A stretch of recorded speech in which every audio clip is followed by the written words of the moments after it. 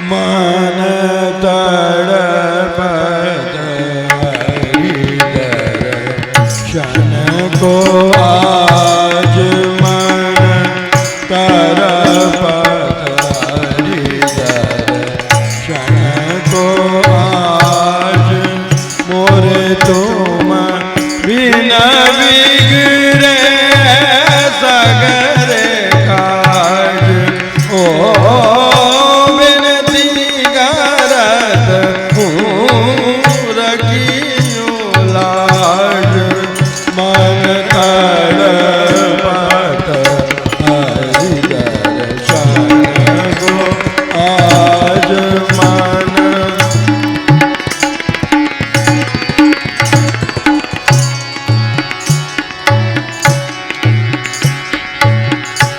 तुम्हारे द्वार का मैं योगी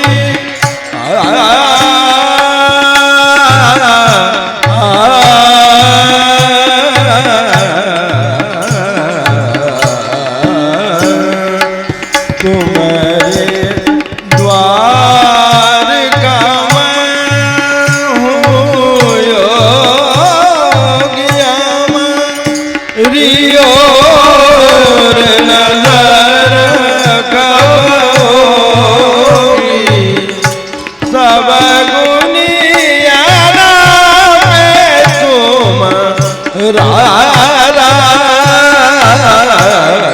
तड़पत हरि दर्शन को आज मन तड़पत दर्शन को आज मोर तुम बिना बिगड़े सगरे काज ओ मेरी गारत रखियो लाज मन तड़पत हरि दर्शन को आज मन तड़पत हरि दर्शन को आज बिन गुरु ज्ञान का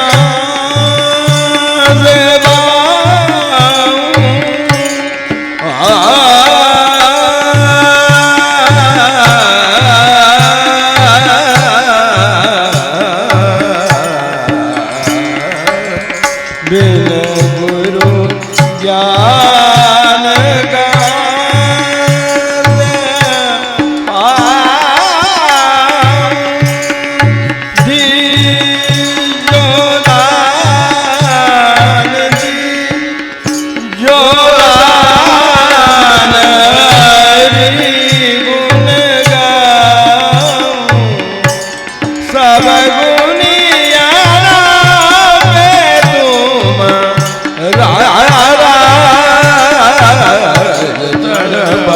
हरि दर्शन को आज मन तड़पत हरि दर्शन को आज मुरली मनोहर आसन तोड़ो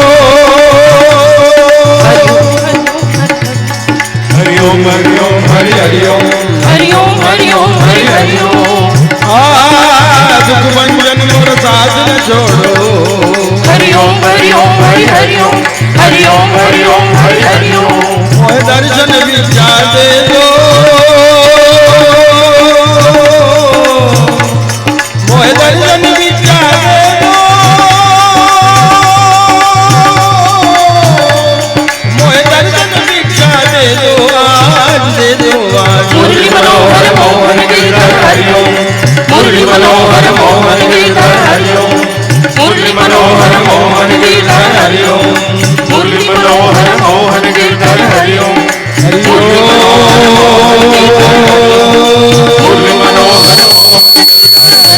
ओम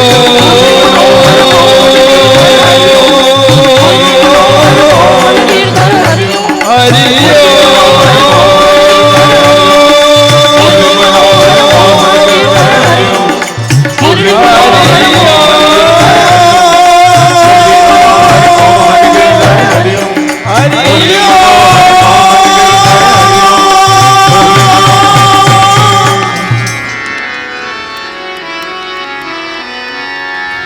लखन सिया रामचंद्र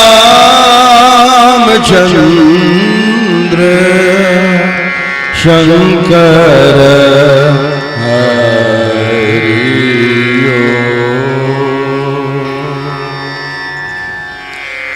त्यक्त्वा सुरेक्षित सुदस्त्युज राज्य लक्ष्मी धर्मिष्ठ आर्यावर्तज्ञ वंदे महापुरुषम ते चरणारविंदम। भगवान श्री कृष्ण के चरणों को प्रणाम करते हुए भगवान रामभद्र के स्वरूप को सामने रखकर और उनके वांगमय विग्रह श्री रामचरितमानस जैसे दिव्य ग्रंथ की शरण में आकर 4 दिवस तक चिंतन करने के लिए इस मंच को सजाया गया है। और ऐसे चिंतनशील मननशील मंच को मनन करती हूँ, जिस मननशील मंच के माध्यम से हमें मन की समस्याओं, बुद्धि की समस्याओं, इहलौकिक और पारलौकिक दोनों समस्याओं का निदान ऐसे मंचों के माध्यम से होता है। सो ऐसे ज्ञानमय मंच को, दिव्य मंच को मैं प्रणाम करती हूँ।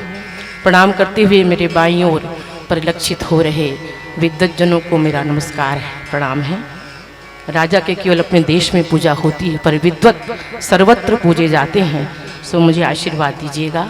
और मंच के संचालक भैया को प्रणाम करते हुए, उनका शुभाशीष चाहते हुए मैं आयोजक समिति के समस्त पदाधिकारियों को हृदय से धन्यवाद देती हूँ कि आपने जो सोचकर यह मंच सजाया है, तन मन धन तीनों का समर्पण बेमित्रा के इस नगर के इस वार्ड की ओर से और सबका समायोजन ऐसे मंचों के माध्यम से होता है तो कुछ उद्देश्य लेकर होता होगा। और उद्देश्य कार्य का जो परिणाम होता है वही बताता है कि उद्देश्य कितना पुनीत था, पावन था, कार्य कितना सही हुआ, जिस उद्देश्य को लेकर पूरा हुआ, किया गया, क्या वो उद्देश्य हमें प्राप्त हुआ। कार्य की समाप्ति के पश्चात इस चिंतन को भी किया जाना चाहिए, क्योंकि हमने बहुत समय दिया है, धन दिया है, मन दिया है, तो उद्देश्य हमें प्राप्त हुआ कि नहीं, इस पर चिंतन भी किया जाना चाहिए। यही भाव आयोजक समिति के प्रति और मेरे सामने परिलक्षित हो रहे समस्त मानस रसिक जनों को प्रणाम करती हूँ, देवियों बहनों को प्रणाम करती हूँ, आप सबका आशीर्वाद चाहती हूँ। हमें इस मंच पर बैठकर जिस प्रसंग पर मंथन करना है वह है किष्किंधाकांड दोहा क्रमांक 7, जहाँ गोस्वामी जी की लेखनी कहती है, कह बाली सुनु भीरु प्रिय समदर्शी रघुनाथ, जो कदाचि मोहि मारहि तो पुनि होऊं सनाथ। नीचे शब्दार्थ गोस्वामी जी ने लिखा, बाली ने कहा, हे भीरु, भीरु का अर्थ डरपोक, हे डरपोक प्रिय सुनो, श्री रघुनाथ जी समदर्शी हैं, जो कदाचित वे मुझे मारेंगे तो मैं सनाथ हो जाऊंगा, अर्थात मुझे परम पद प्राप्त हो जाएगा, उनके मारने से मुझे बहुत बड़ा लाभ होगा, ये तुम जानती नहीं हो। और डरपोक क्यों कहा, आइए इस पर चिंतन करें। गीता में श्री कृष्ण भगवान कहते हैं अर्जुन को कि सर्वधर्मान परित्यज्य मामेकं शरणं व्रज, अहम त्वा सर्व पापेभ्यः मोक्षयिष्यामि मा शुचः। सर्वधर्मों का परित्याग कर, दरअसल यहाँ श्री गीता में धर्म का पर्याय कर्तव्य ही है। कर्तव्य जिसे हम स्वयं ही निर्धारित करते हैं, स्वधर्म जिसे हमने कहा और हमारी अंतरात्मा, हमारा विवेक जिस कर्म को अपने लिए सही मानता है वही हमारा धर्म होता है।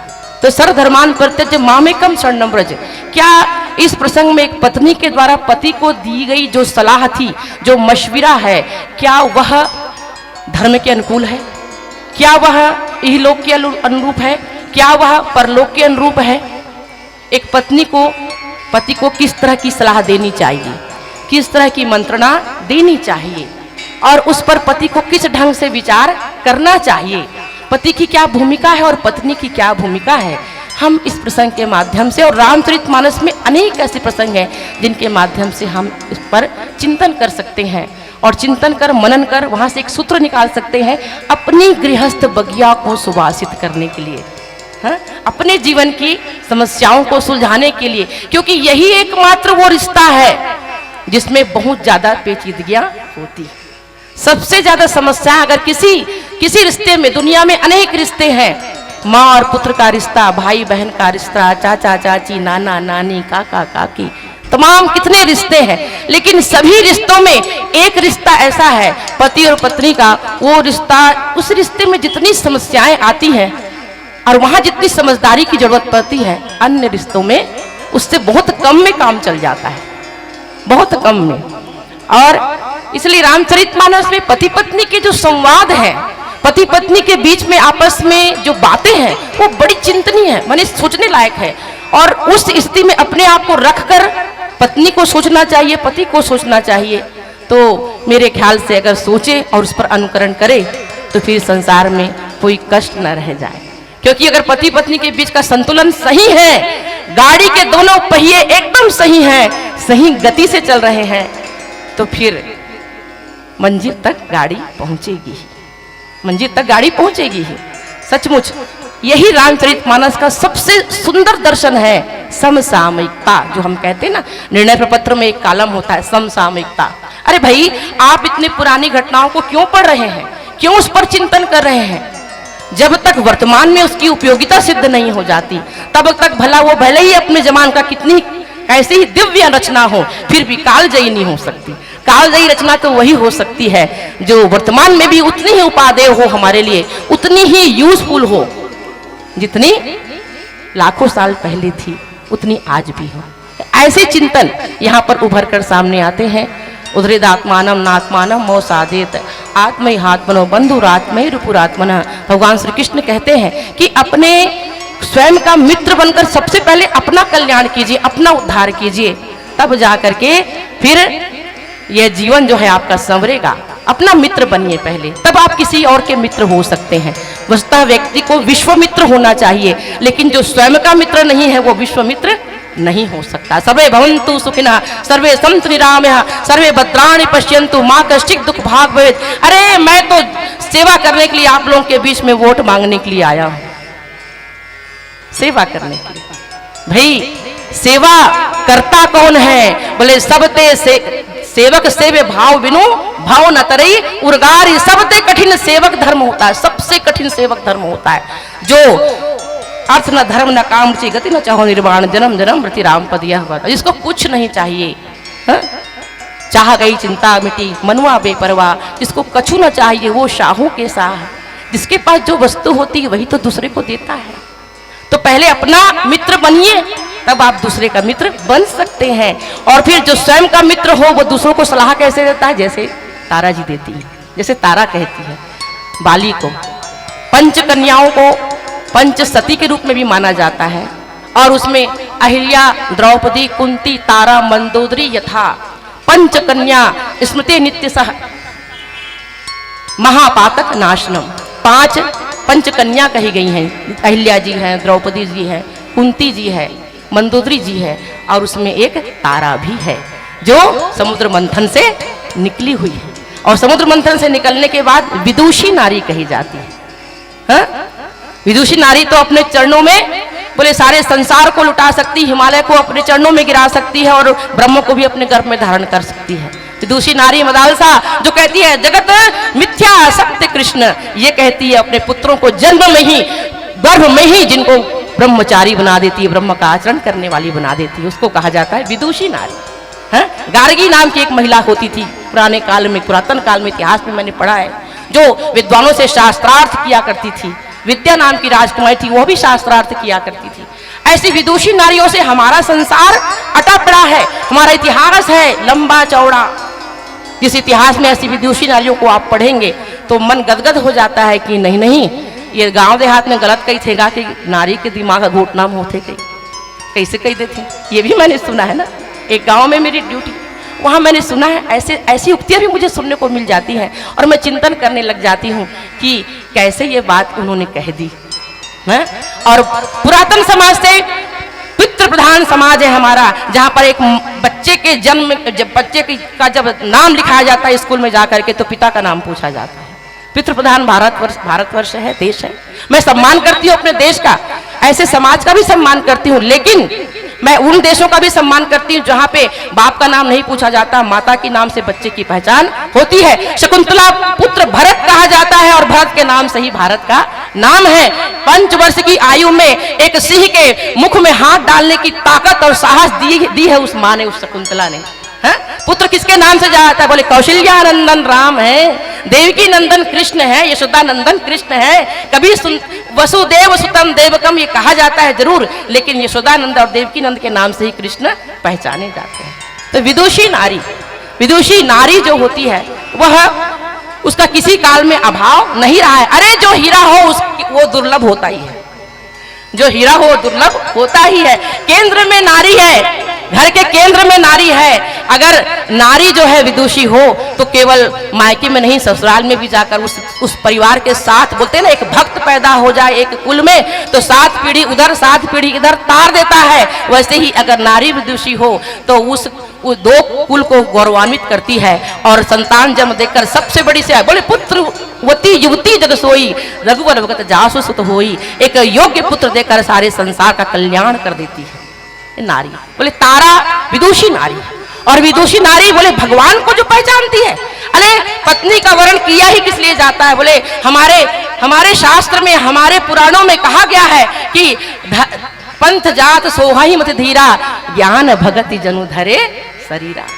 मनुष्य रूपा जा रहे, बोले पति पत्नी जा रहे, अरे ऐसा लगता है एक भक्ति है और एक ज्ञान है, एक भक्ति और एक ज्ञान है। ज्ञान और भक्ति मानो जा रहे हैं।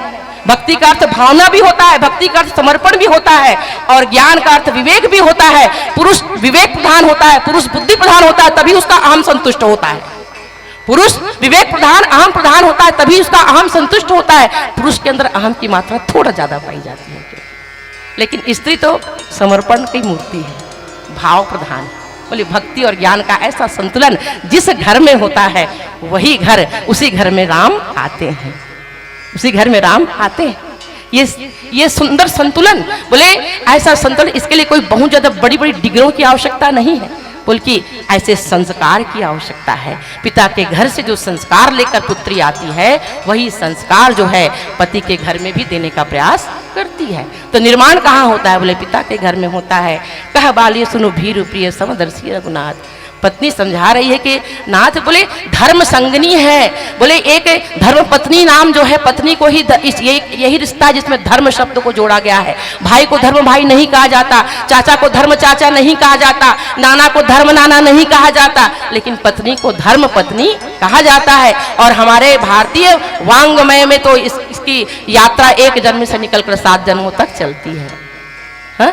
तो धर्म के मार्ग पर ले जाना चाहती है, धर्म के मार्ग की। प्रभु को पहचानिए, प्रभु को पहचानिए, आप जानिए ये कौन है, इनसे बैर ना लीजिए। स्वामी ये तारा कहती है बाली को, इनसे बैर ना लीजिए, आप पहचान नहीं रहे उनको। अरे ऐसी जीवन संगनी जो ईश्वर से मिला दे, जो ईश्वर का दर्शन करने में सहयोग करे, इससे बड़ी बात और एक गृहस्थ जीवन के लिए और क्या हो सकती है? और पति पत्नी के संबंध का इससे अच्छा और उद्देश्य क्या हो सकता है? बोले यही तो उद्देश्य है। सो तारा कहती है। आइए इसी प्रसंग पर चिंतन एक भजन के माध्यम से, राग हिंडोल।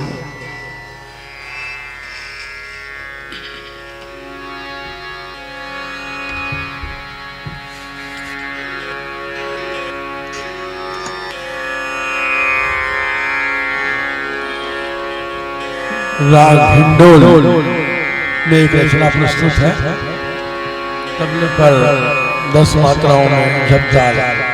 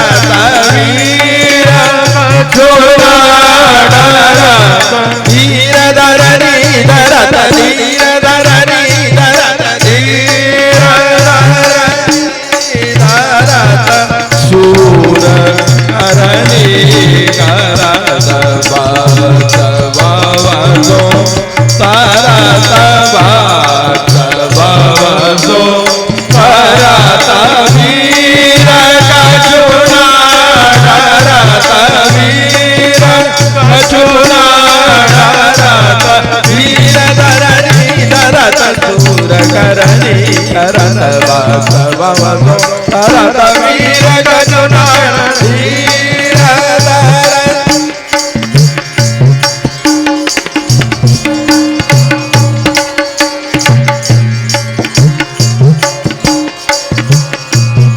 रामदास अब तो शंकर शरण आए हैं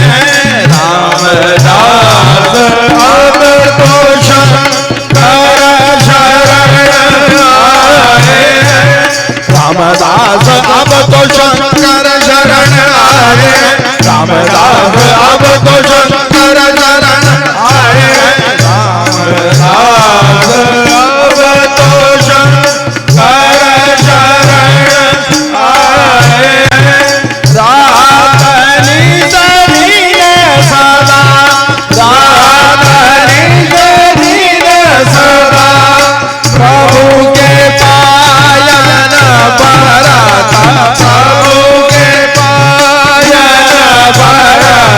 रामदास अब तो शंकर शरण आए नाथा निज दिन सदा प्रभु के पायन परत प्रभु के पायन परत प्रभु के पायन परत प्रभु के पायन परत धीर धरणी करत शूर करणी करत भगवसो करत भगवसो करत वीर गजुनायण धीर धरणी धरत शूर करणी करत भगवसो करत वीर गजुनायण रामदास अब तो शंकर शरण आए निज दिन सदा प्रभु के पायन परत प्रभु के पायन परत प्रभु के पायन परत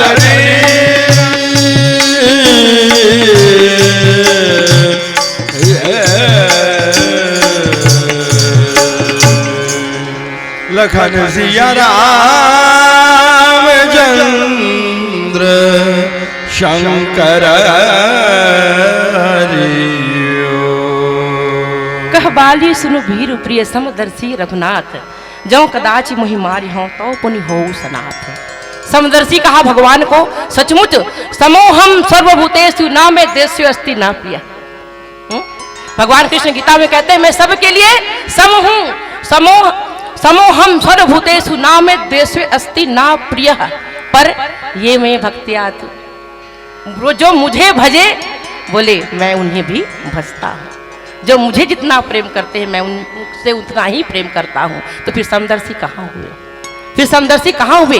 बाली का भाव देखिए और भगवान तो भाव को देखते हैं। भरत जी भरत राम की परछाई भरत राम जी की परछाई है। भरत जी से किसी ने पूछा क्या आप भगवान को पहचानते हैं? बोले मैं भगवान को जानता भी हूँ और पहचानता भी हूँ। और बोले पहचानते हैं तो कैसे है प्रभु बताइए तो जरा।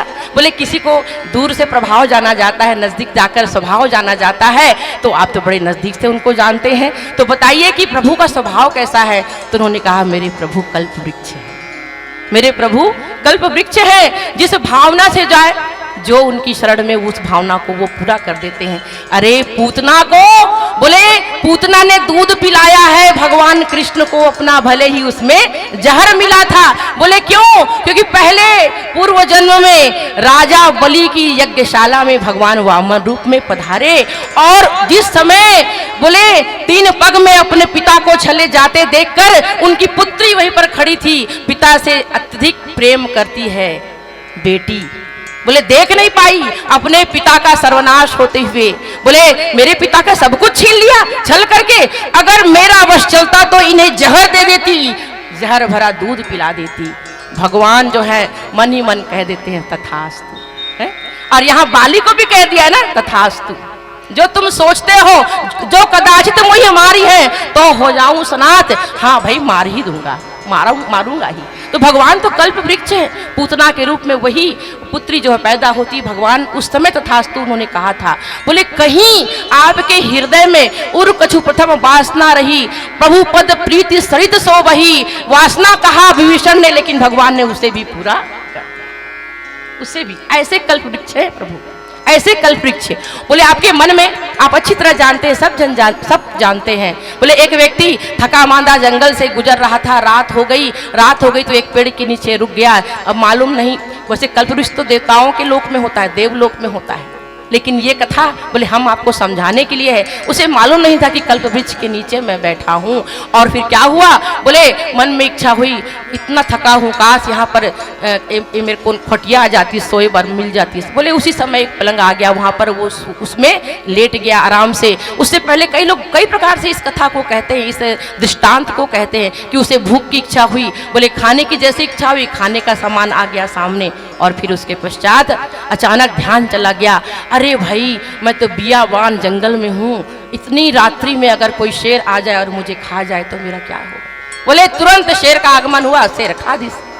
बोले मन की ये दौड़ है, और मन की ये दौड़ में बोले भगवान इसलिए माने ये सबसे पहले अरमानों को, इच्छाओं को जो है समेटा जाता है, उनको समर्पित किया जाता है भगवान को, कि ऐसी इच्छा ना हो जाए प्रभु मेरे मन में जिसको आप पूरा करने के लिए अपने आप को कष्ट दे।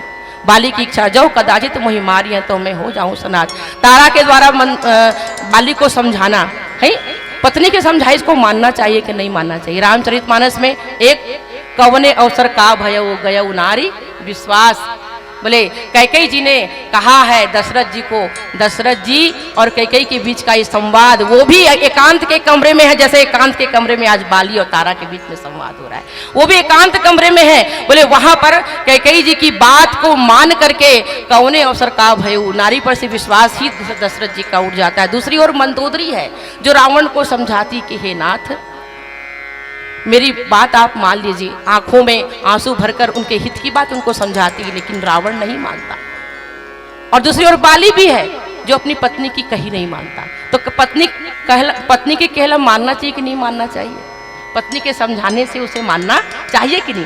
दोनों प्रकार के दृष्टांत है रामचरितमानस में। एक माता कैकेयी का दृष्टांत भी है कि मानकर जो है, एक और भगवान राम का भी दृष्टांत है कि पत्नी की बात मानकर स्वर्ण मृग के पीछे दौड़ पड़े।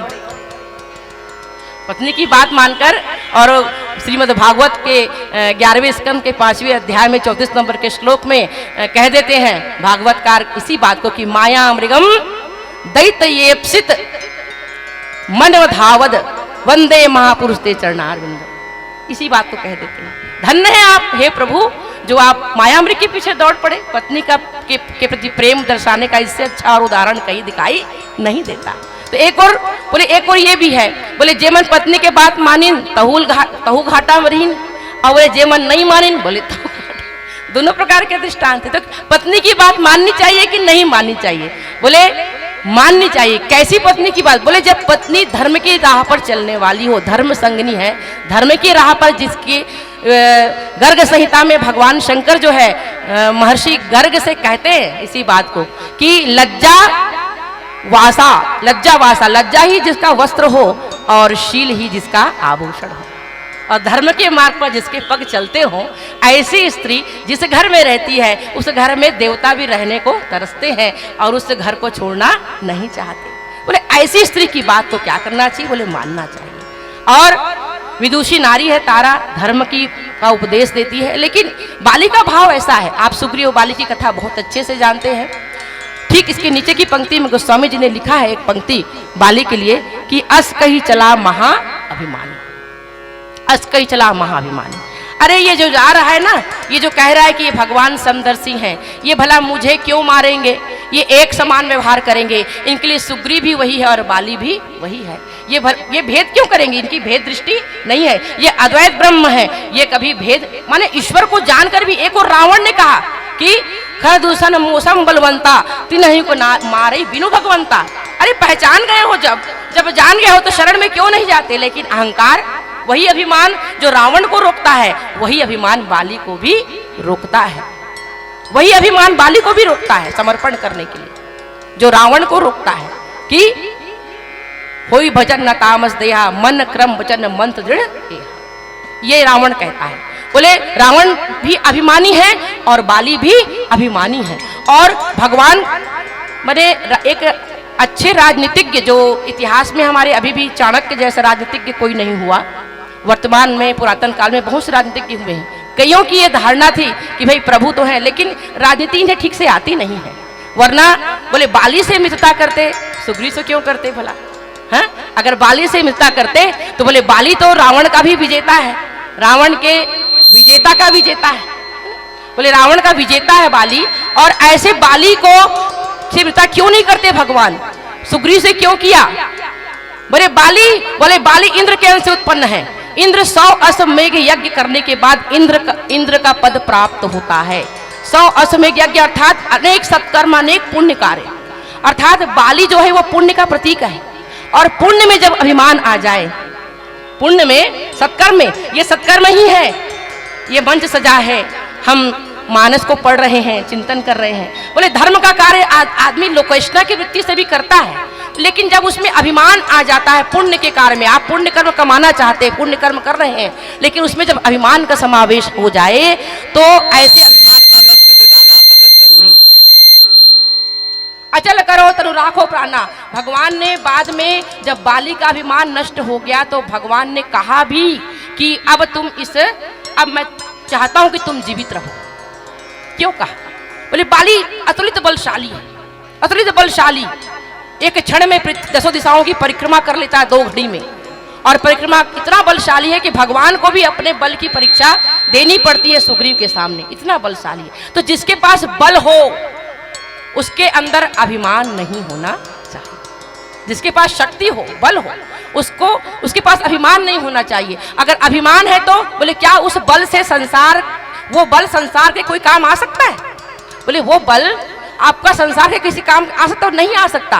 और बड़ा हुआ सो क्या हुआ, जैसे पेड़ खजूर, पंछी को छाया नहीं, फल लागे अति दूर। आपके पास अगर विद्वता का बल है, आपके पास शक्ति का बल है, आपके पास पैसे का बल है, आपके पास किसी भी प्रकार का बल हो, अगर उस बल से आप संसार का कल्याण नहीं कर सकते, समाज को की सहायता नहीं कर सकते, दीन दुखियों की सहायता नहीं कर सकते, तो ऐसे बल का क्या मतलब है?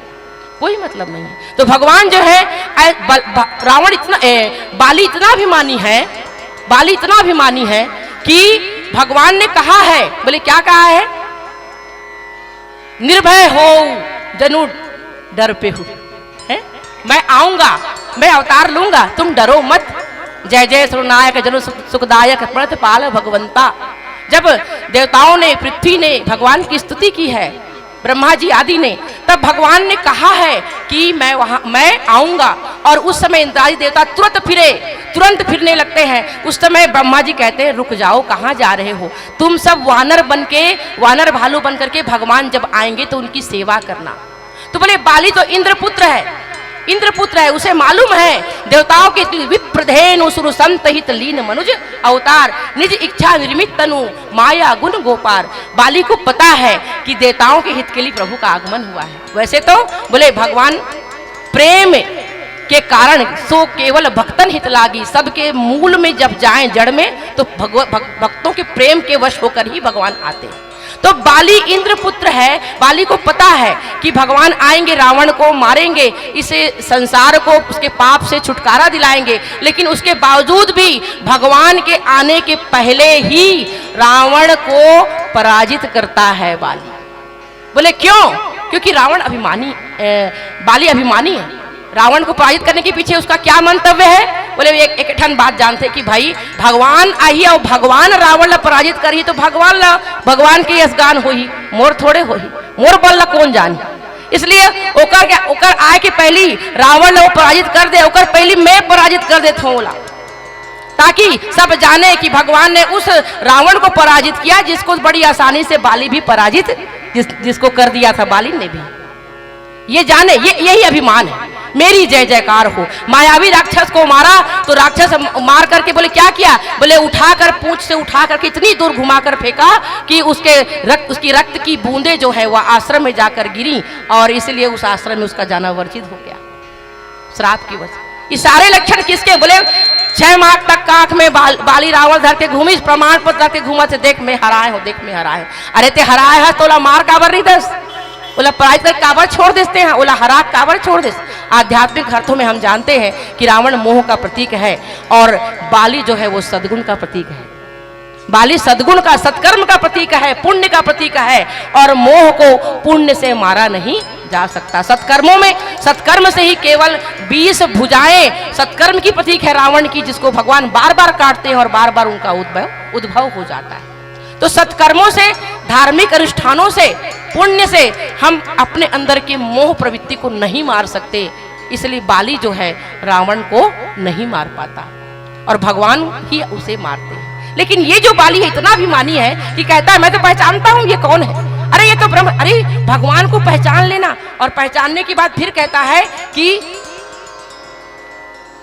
जो कदाच मोहि मारी हो तो हो जाऊं सनात। कहता तो सही है, कहता तो सही है। बोले क्यों? क्योंकि भगवान के दरबार की यह रीति है। बोले क्या रीति है? कि रीझे तो लंका दे देते हैं, जब रीझ जाते हैं तो खींचे तो मुक्ति दई, रीझे दिन ही लंक, अंधाधुंध दरबार है भजले जीव निशंक। गोस्वामी जी कहते हैं अरे ये किसी पर अगर खींच जाते हैं ना, खींच जाते हैं तो उसे मार देते हैं, अर्थात उसे मोक्ष दे देते हैं, और बोले जिस पर रीझ जाते हैं उसको लंका दे देते हैं। दोनों तरफ से फायदा है। अंधाधुंध दरबार है, इसलिए इनको तुम भज लो, इनको तुम भज लो।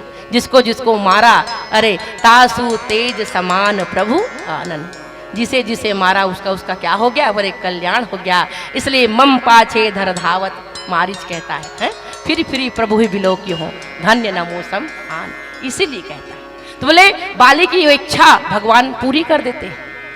लेकिन भीरू क्यों कह रहा है, डरपोक क्यों कह रहा है बाली तारा को? तारा को डरपोक कहता है। बोले क्यों कहता है? क्योंकि उसे जो ललकारता है, उस ललकार को सुनकर के वो अपने आप को रोक नहीं पाता। अभिमानी वीरता की जो परिभाषा है साहित्य में कि वीर कहा किसे जाता है, महावीर किसे कहा जाता है, भट्ट, महाभट्ट, आई भट्ट, दारुण भट्ट, अनेक प्रकार के इन शब्दों का रामचरितमानस में प्रयोग हुआ है। अतुलित भट्ट। वस्तुतः वीर, क्या बाली वीर है जो अपनी पत्नी को डरपोक कहता है?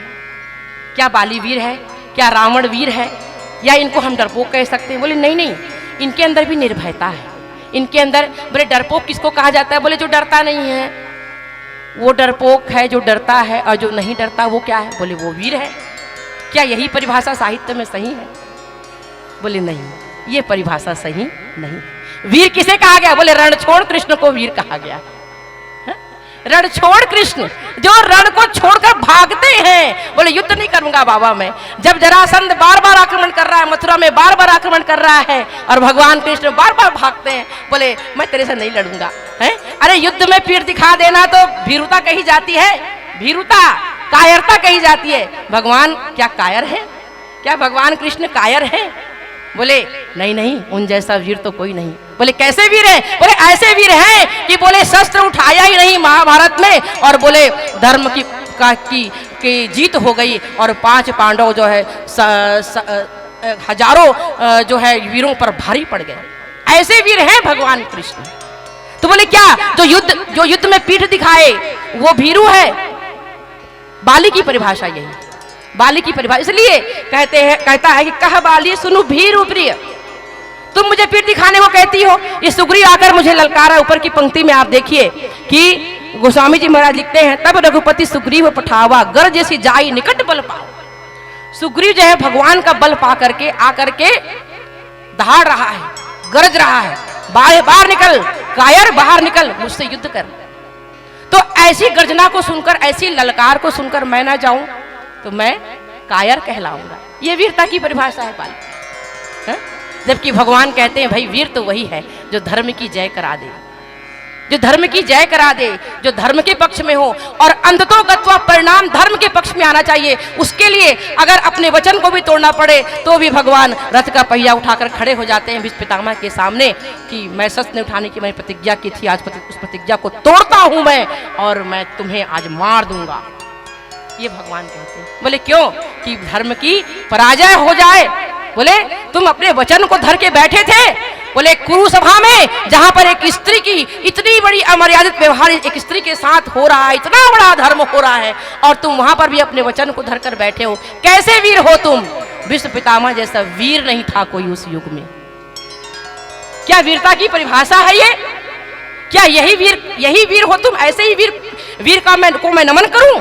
बोले नहीं, ऐसे वीर को तो मैं मरवाऊंगा, चाहे वह धर्म सही, क्योंकि ऐसी वीरता अगर धर्म के विपक्ष में है, धर्म के पक्ष में नहीं है ऐसी वीरता, तो उस संसार को ऐसी वीरता की कोई जरूरत नहीं। बाली भी ऐसा ही वीर है, ऐसी वीरता की समाज को जरूरत है क्या?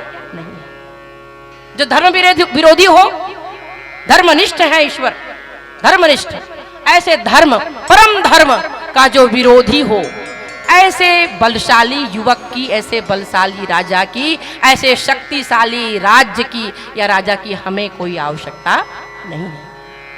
वीरता वस्तुतः उस गुण का नाम है जो पूरे समाज को सुख दे, वो वीरता है। कह बाली सुनो भीरु प्रिय समदर्शी, ऊपर से समदर्शी भगवान को। अरे भगवान बोले ये कहना कि हम समाज में सबके साथ समान व्यवहार करेंगे, समाज को सर्वनाश की ओर ले जाना है। ये कहना मैं तो समान हूं, बिल्कुल सबके लिए मैं एक समान व्यवहार करता हूं। रामचरितमानस में कहा गया कि सिया राम मैं सब जग जानी, करहूं प्रणाम जोरी जुग पानी, समदृष्टि समत्व। समत्व की जो बुद्धि कही गई है, उस बुद्धि को अडिग कहा गया, अचल कहा गया है। ऐसी समत्व बुद्धि का गीता में, श्रीमद् भागवत में, रामचरितमानस में वंदना ही की गई है, समत्व बुद्धि। लेकिन समत्व का मतलब क्या यह होता है कि आप जो है कि कुरु सभा में धृतराष्ट्र के सामने, धृतराष्ट्र बुद्धि से अंधा और नेत्रों से भी अंधा, बोले उस अंधे दरबार में जब ब्राह्मण, क्षत्रिय, वैश्य और शूद्र इन चारों को लाया गया, और चारों को ला करके बोले पूरे कुरु राज्य में, हस्तिनापुर में यह समस्या है। बोले क्या समस्या है? कि राजकुमार किसे बनाया जाए, युवराज पद किसे दिया जाए। ब्राह्मण, क्षत्रिय, वैश्य और शूद्र 4 लोगों को लाया गया। लाने के बाद राजा से कहा गया कि ये इन चारों ने मिलकर एक हत्या की है, एक ब्राह्मण की हत्या की है इन चारों ने मिलकर। राजा दंड दे इनको, इनका दंड मुकर्रर करे, क्या दंड दिया जाना चाहिए? विदुर जी ने कहा, जो धर्म के अवतार हैं, उन्होंने कहा कि यह मौका हमारे दोनों राजकुमारों को दिया जाए, दुर्योधन को भी दिया जाए और युधिष्ठिर को भी दिया जाए। समत्व की परिभाषा दोनों को दिया जाए। सबसे पहले दुर्योधन को मौका मिला अनुज होने के कारण, और बोले दुर्योधन ने क्या निर्णय किया? बोले मैं एक राजकुमार होने के नाते ये निर्णय करता हूं कि इन चारों ने मिलकर एक व्यक्ति की हत्या की है, इसलिए इन चारों को हत्या एक, इसलिए दंड भी एक, चारों को मृत्यु दंड दे दिया जाए। समत्व की क्या यही परिभाषा है? समदर्शी रघुनाथ, समत्व की क्या यही परिभाषा है? बोले उसके बाद युधिष्ठिर जी को मौका दिया गया कि आप निर्णय कीजिए। युधिष्ठिर ने सबको प्रणाम किया। प्रणाम करने के बाद धर्म की परिभाषा बताई, और धर्म की परिभाषा कर देने के बाद फिर कहा ये 4 व्यक्ति हैं, मैं जानना चाहता हूं ये चारों कौन कौन हैं। एक ने कहा कि मैं ब्राह्मण हूं, एक ने कहा मैं क्षत्रिय हूं, एक ने कहा वैश्य हूं, एक ने कहा शूद्र हूं। युधिष्ठिर ने फैसला सुनाया। फैसला बोले ब्राह्मण तो विज्ञ होता है, शूद्र बोले अल्पज्ञ है, कम जानकार है। ये वर्ण व्यवस्था देखिए, ये वर्ण व्यवस्था मैं केवल धर्म की समानता की परिभाषा जो है उसके लिए इस दृष्टांत को ले रही हूँ। वो था चातुर्वर्ण्यम मम सृष्टः, चातुर्वर्ण्यम मया सृष्टः भी गुण कर्म विभाग सह, गीता में श्री कृष्ण ने कहा है। ये वर्ण व्यवस्था उस जमाने के लिए सुव्यवस्थित संचालन के लिए की गई थी। उन्होंने कहा कि शूद्र बोले नासमझ होता है, माने यह इन तीनों से कुछ ज्यादा ही अल्पज्ञ है, इनका काम सेवा करना है, इनके द्वारा यह अपराध हुआ, जो नहीं जानता उसके द्वारा अनजाने में यह अपराध हो गया है, सो इन्हें जो है सबसे कम दंड मिलेगा। उससे थोड़ा दंड ज्यादा किसको मिलेगा? बोले वैश्य को मिलेगा, क्योंकि उससे ज्यादा जानता है, समाज के व्यवस्थित संचालन में इसकी भूमिका कुछ ज्यादा है, इसलिए इसको उनसे ज्यादा दंड मिलेगा। उससे दुगना दंड मिलेगा, उससे भी दुगना दंड क्षत्रिय को मिलेगा, क्योंकि संसार की रक्षा का भार इस पर है, और यही जब रक्षक ही भक्षक बन गया तो फिर इसे माफ नहीं किया जा सकता। और फिर उसके बाद ब्राह्मण, बोले अंत में ब्राह्मण, बोले ब्राह्मण तो बोले ये कौन है? बोले पूरे शरीर में, पूरे विराट शरीर में ये जो मस्तिष्क वाला भाग है, विचार वाला भाग है, वह क्या है? बोले वह ब्राह्मण। बोले जहां जो ज्ञान विचार जहां पर अपना आश्रय पाते हो, ऐसे विचार निष्ठ चिंतनशील मननशील मुनियों के द्वारा अगर इस तरह का अपराध हो जाए तो समाज कहां जाएगा? है सो इनके अपराध की, इनको अपराध में इनको मैं सजा दे नहीं सकता, इनका निर्णय तो हमारे गुरुवर करेंगे, द्रोणाचार्य जी। है अब बताइए, समत्व की दृष्टि समदर्शी रघुनाथ, सबके साथ एक समान व्यवहार समत्व नहीं कहलाता। जिसकी जहां जिस तरह की उपयोगिता है समाज में, जिसकी जहां पर जिस तरह की मर्यादा है, जिस तरह का उसका चरित्र है, उसकी भूमिका है, उस तरह का ही उपयोग उससे लेना ही समत्व की दृष्टि है। तभी संसार में संतुलन स्थापित रहेगा, तभी संसार जो है वो सही मायने में विकास करेगा। यह जरूरी है। अगर एक चपरासी पद पर कार्यरत जो व्यक्ति है उसको उसी कलेक्टर ऑफिस में कलेक्टर के पद पर बिठा दिया जाए तो क्या इसे आप समान दृष्टि कहेंगे? कैसे कहेंगे आप इसको समान दृष्टि? हाँ, ये अलग बात है कि मन ही मन जानते हैं कि ईश्वर अंश जीव अविनाशी चेतन अमल सहज सुख राखी, सहज सुख राशि उस चपरासी में भी वही ईश्वर विद्यमान है जो चींटी और हाथी में भी विद्यमान है, जो उस कलेक्टर में भी विद्यमान है। लेकिन कलेक्टर के साथ वैसा व्यवहार किया जाएगा जैसा उसके पद के अनुरूप किया जाना चाहिए, और चपरासी के साथ वैसा ही व्यवहार किया जाएगा जैसे उसके पद के अनुरूप किया जाना चाहिए। ये अलग बात है कि जब ड्यूटी से घर में आए तो हो सकता है कि वही कलेक्टर जो है उसी चपरासी का बेटा हो सकता है कि वही कलेक्टर उसी चपरासी का बेटा हो और घर में आकर वो अपने पिता के चरण छूता हो। हाँ? और बोले वो 6 घंटे ड्यूटी के समय उस लबादे को, उस चोगे को, उस खाल को वहां पर वही छोड़कर वो घर में प्रवेश करता है। 24 घंटे कलेक्टर बना नहीं रहता। तो समदर्शी रघुनाथ समाज के विकास के लिए जरूरी है कि जो जिस do or die, treat for trait, है ना, ट्रीट फॉर ट्रेट, जैसे के साथ तैसा व्यवहार करो। लेकिन जैसे के साथ तैसा का लोग बहुत गलत अर्थ निकालते हैं, और गलत अर्थ निकालकर तूने 1 तमाचा मारा है मैं तुझे 2 तमाचा मारूंगा, ये अर्थ निकालते हैं जैसे को तैसा। बोले विवेक से आप, बोले सबसे बड़े हमारे लीडर हुए हैं भगवान श्री कृष्ण हुए हैं, जिन्होंने समाज में व्यवहार कैसे किया जाना चाहिए, समत्व का व्यवहार उनके द्वारा हुआ है। और जिन्होंने कैसा समत्व का व्यवहार है, कैसे समत्व में स्थित है श्री कृष्ण परात्पर ब्रह्म, जो ये कह देता है कि जिनके घर में दिखाई दे रही हैं 8 पटरानियां और बोले 16,000 और 16,100 और हैं, और वो कहते हैं कि मैंने जीवन भर ब्रह्मचर्य का पालन किया हो तो यह परीक्षित नामक ये जो पुत्र है जो उत्तरा के गर्भ में ये जीवित हो जाए। समत्व कहाँ पर टिका? व्यवहार में और अंतर ज्ञान में क्या अंतर है और उसमें किस तरह का प्रयोग किया जाना चाहिए। गोस्वामी जी महाराज कहते हैं कि बाली के अभिमान को नष्ट करके भगवान जो है फिर कहते हैं कि अचल करो तनु राखो प्राण, अब अचल कर देता हूं तुम्हारा शरीर, अब तुम अचल हो जाओ। माने अब तुम्हारा शरीर संसार के उपयोग के काम का आ गया, अब तुम्हारा अभिमान चला गया, अब तुम संसार के लिए बहुत उपयोगी हो गए। इसलिए भगवान कहते हैं कि अब तुम जीवित रहो, ये मैं चाहता हूँ। लेकिन बाली कहता है कि आत्मो वै जायते पुत्र प्रभु, मेरे अभिमान को आपने नष्ट करके, और फिर यही बाली की छलांग लगती है, बड़ी ऊंची छलांग लगाता है बाली। सोपान मार्ग से नहीं जाता, सुग्रीव सोपान मार्ग से चलते हैं धीरे धीरे, लेकिन बाली एक छलांग में अहंता और ममता दोनों का त्याग करके भगवान को पा लेता है। हा? इतना तो करना स्वामी जब प्राण तन से निकले। और गोस्वामी जी लिखते हैं कि बाली जैसी मृत्यु तो किसी को नसीब नहीं हुई। भगवान कहते हैं कि हा बाली जो है वह अंत में भगवान सामने खड़े हैं और अपने प्राण छोड़ता है।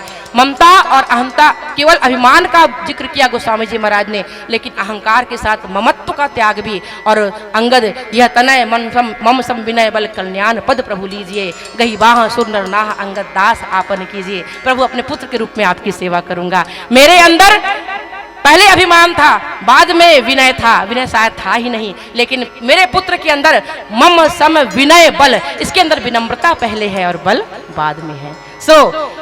विद्यादाति विनयम, ज्ञानी वही है जिसको जो विनम्र होता है। बाली अपने जीवन को सफल करता है और सफल करने के बाद आइए पत्नी की बात नहीं मानता, लेकिन पत्नी की बात नहीं मानकर भी वह अपना कल्याण कर लेता है। और अंत जो गत्वा बोलते हैं ना, बोले अंत भला सो हो भला, बाली का अंत भला होता है। आइए पीली बत्ती का संकेत है कबीरदास जी का एक भजन, दरिया झिनी रे झिनी।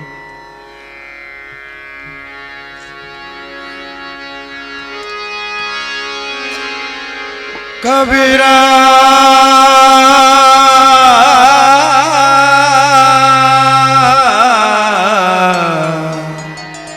जब हम पैदा हुए, जग से हम रोए,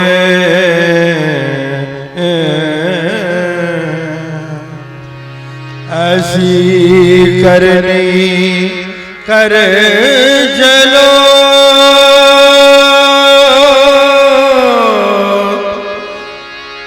हम हंसे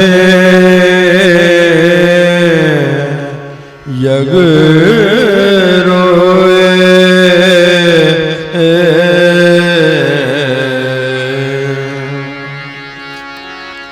चदरिया चदरिया जीनी रे जीनी,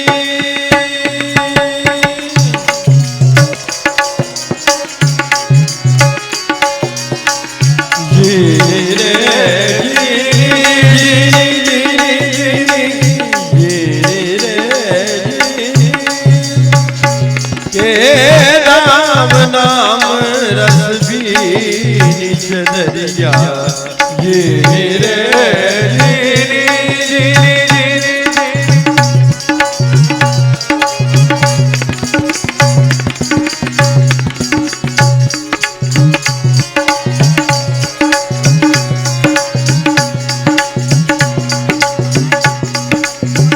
अष्टकमल का चरखा बनाया, पांच तत्व की पोनी चदरिया, पांच तत्व की पोनी। 9-10 मास बुनन में लागे,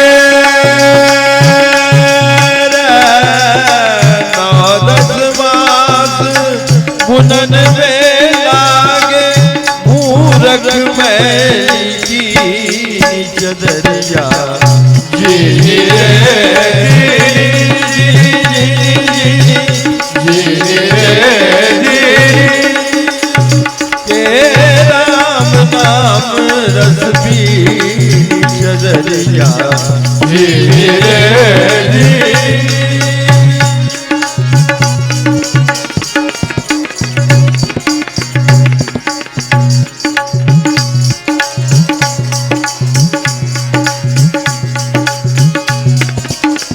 जब गोरी चादर घन घर आई, रंग रेज ने निररिया रंग रेज को दी। जब गोरी चादर घन घर आई, रंग रेज को दी चदरिया रंग रेज को दी। ऐसा रंग रंगा रंग रे,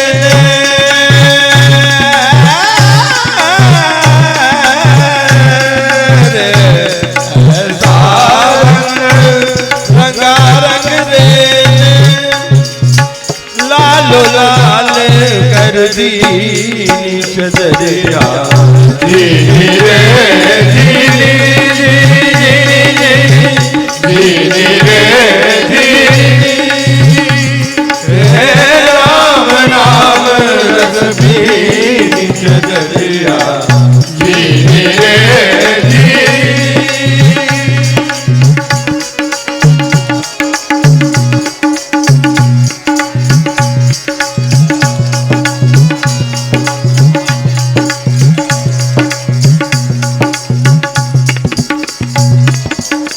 ध्रुव प्रहलाद सुदामा ने ओढ़ी चदरिया रे, ध्रुव प्रहलाद सुदामा ने ओढ़ी, ध्रुव प्रहलाद सुदामा ने। राग केदार की छाया देखें,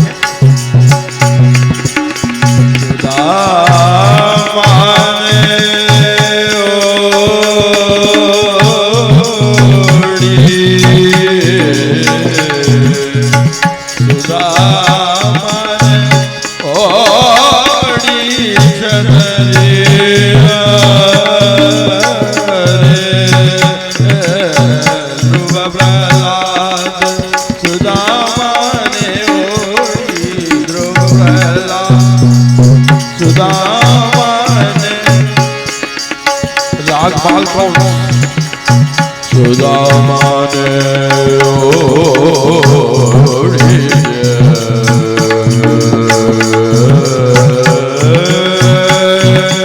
चदरिया सुदामा ने ओढ़ी चदरिया सुदामा ने ओढ़ी चदरिया सुदामा ध्रुव प्रहलाद सुदामा ने ओढ़ी ध्रुव प्रहलाद सुदामा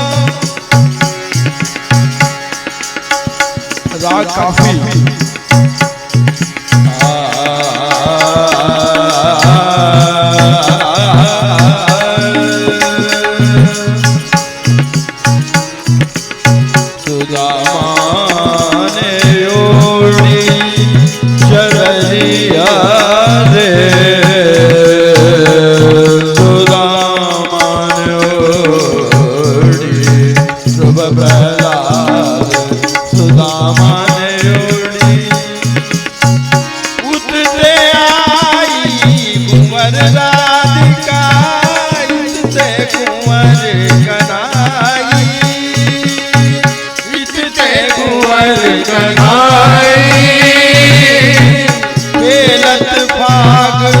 परस्पर हिल मिल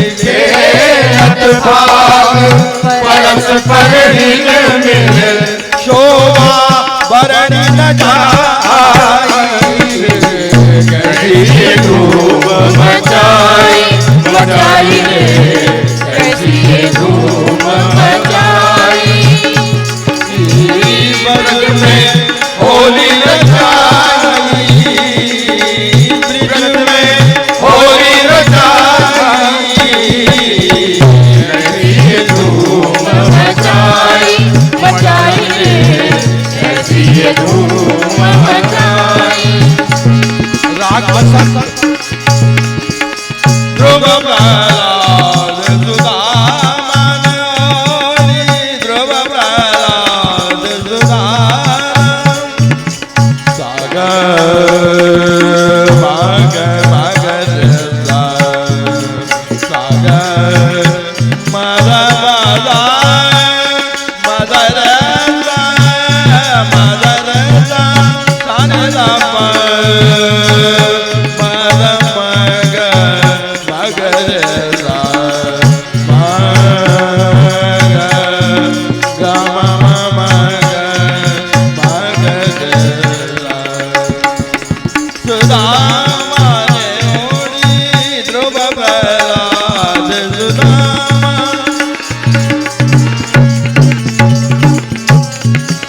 और ये सदा सुहागन राग भैरवी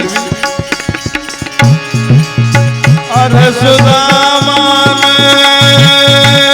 ओढ़ी रे सुदामा ओढ़ी सुदामा नहीं हर छूट जाए हर छूट नहीं हर छूट नहीं हर छूटाइया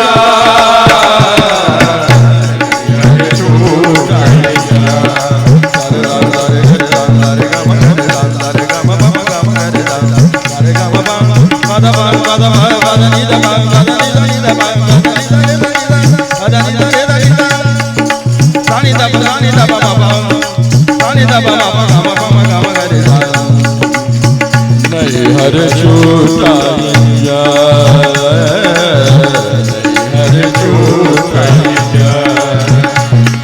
फिर वही राग देश जहाँ से शुरू किया सुदामा ने ओढ़ी ध्रुव प्रहलाद सुदामा ने ओढ़ी सुखदेव नरमल कीनी चदरिया सुखदेव नरमल कीनी दास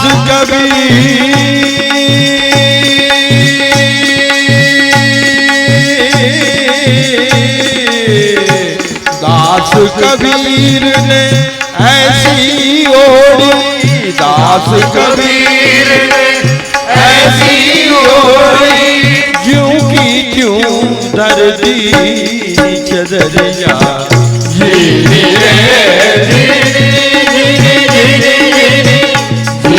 रे जीनी, के राम राम रस पीन रहिया, जीनी रे जीनी रे जीनी रे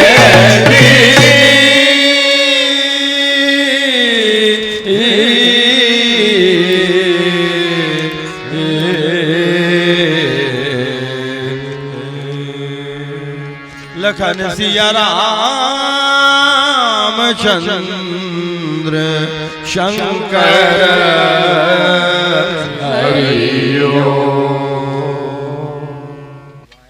राम कथा रूपी पुष्प को जनमानस में बिखरा दिया, राम कथा रूपी पुष्प को जनमानस में बिखरा दिया, लेकर सुगंध इस पुष्प का हर जन का मन को हर्षा दिया, हर जन का मन को हर्षा दिया।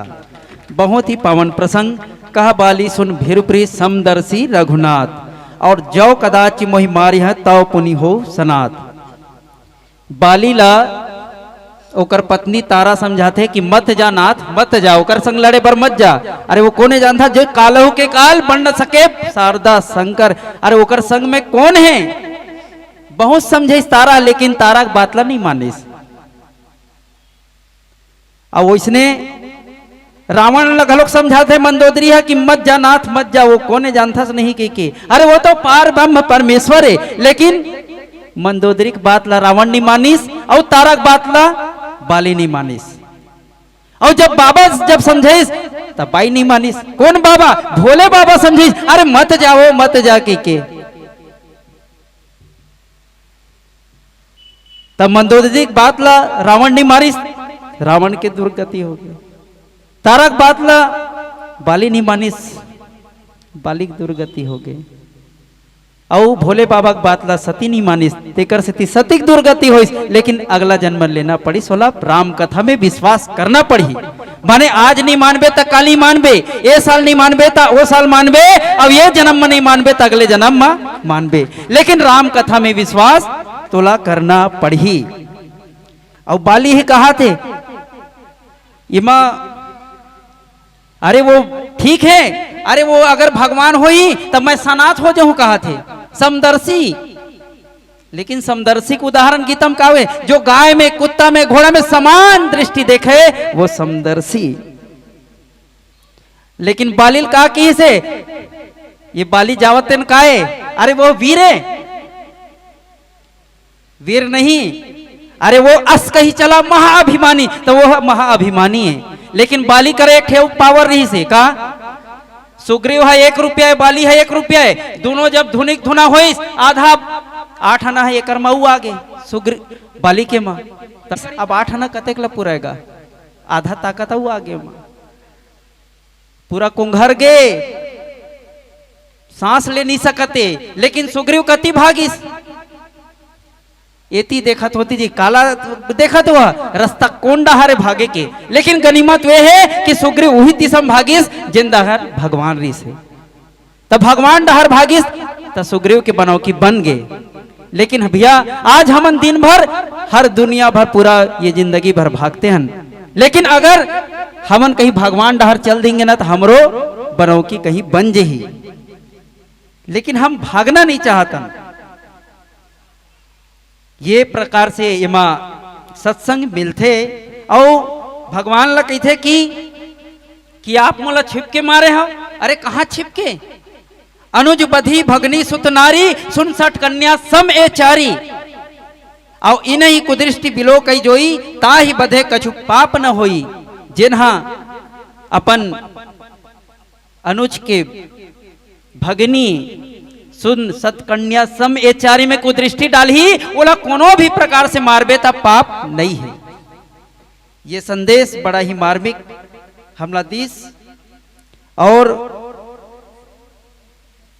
आपके इस व्याख्या भजन में खुश होकर के लखनलाल सोनी जी 10 रुपए, खुरबहारा वर्मा बेरा वाले की ओर से 10 रुपए, डिम्पल पलक साहू की ओर से 10 रुपया, परम सम्मानी हमारे आयोजक समिति के संरक्षक श्री अज्जू दाऊ की ओर से 100 रुपए की सप्रेम राशि। जोरदार ताली। बहुत ही भाव परम सम्मानीय भागवत साहू आरआई पूर्व आरआई की ओर से 50 रुपए की सप्रेम राशि। बोलिए उनकी श्रद्धा भक्ति की जय। बहुत ही सुमधुर मार्मिक पुष्प वर्षा भी हुए हैं और आयोजक समिति की ओर से भी कुछ सदाबहार दान राशि की व्यवस्था की गई है, जिसे आप तक प्रेषित करने के लिए मैं परम सम्मानीय श्रीमती संतोषी गोस्वामी जी हमारे आयोजक समिति के सदस्य हैं। आइए मंच पर विराजमान व्याख्याकार और तबला वादन कर रही श्रीमती संगीता निषाद जी के कर कमलों में यह भेंट सौंपने का कष्ट करेंगे। तत्पश्चात श्री बसंत मानस परिवार धुपसाल अंबागढ़ चौकी जिला राजनांदगांव